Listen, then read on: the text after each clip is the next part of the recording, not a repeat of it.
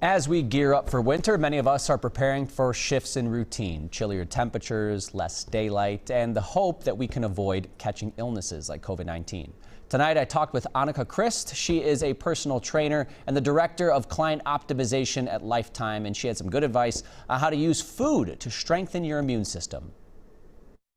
Thank you for joining us, Anika. We'll start with our first question. Why is diet so important to helping our immune system?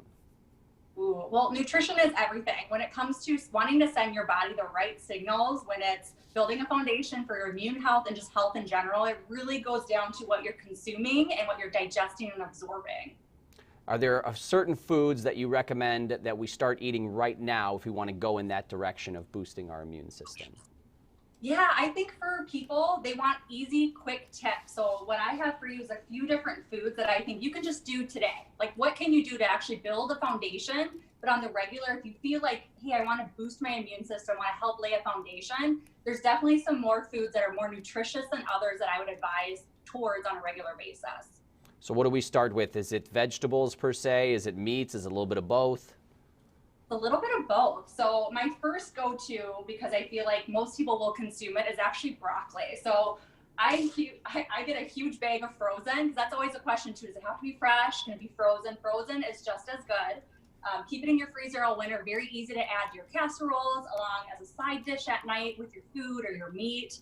That's my top go-to because it's loaded with vitamin C, which is super critical for immune health. We all know that, or have heard that before as well too.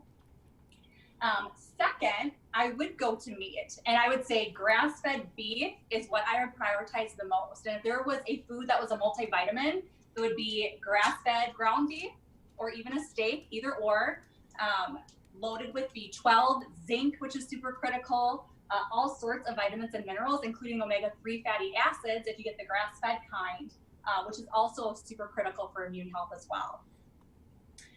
Another one, if you like fish, salmon. I have a couple different options here. Salmon patties, easy go-to. If you want to do quick and convenient, even a little salmon pouch. Omega-3 fatty acids, super imperative for immune health.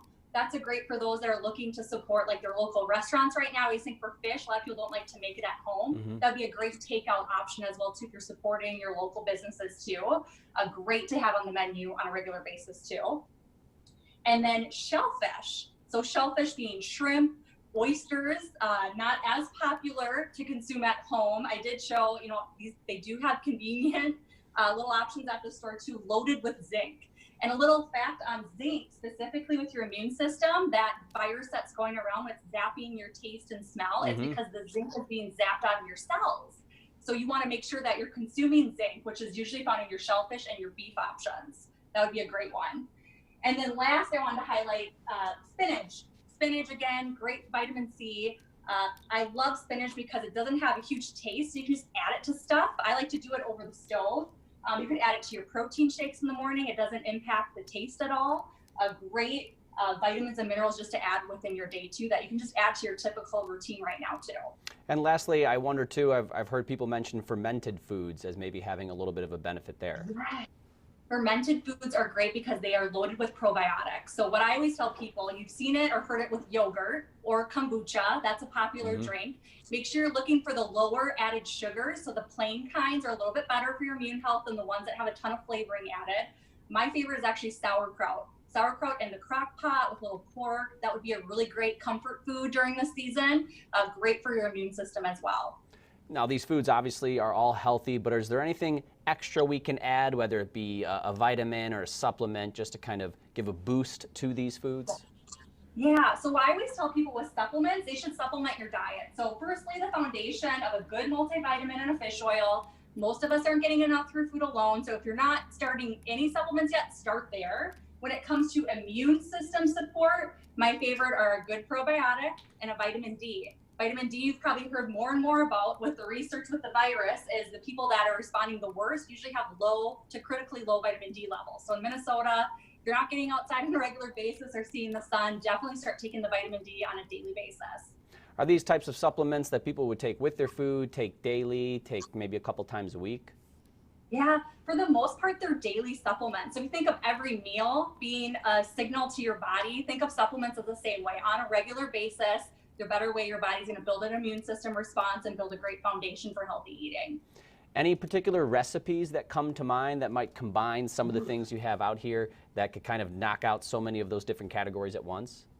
Yeah, my favorite is doing like a grass-fed beef with some peppers or the broccoli, because the vitamin C along with the zinc, the B12, super awesome. Just a great foundation if you really want to amp it up. That would be a great regular week or twice a week recipe as well too. Okay. Well, Anika, thank you for these tips on how to stay healthy. You mentioned the ways that these are helping combat the virus and the flu, so hopefully we can tweak our diets this holiday season, which can sometimes be hard to try and stay healthy. Thank you. Absolutely.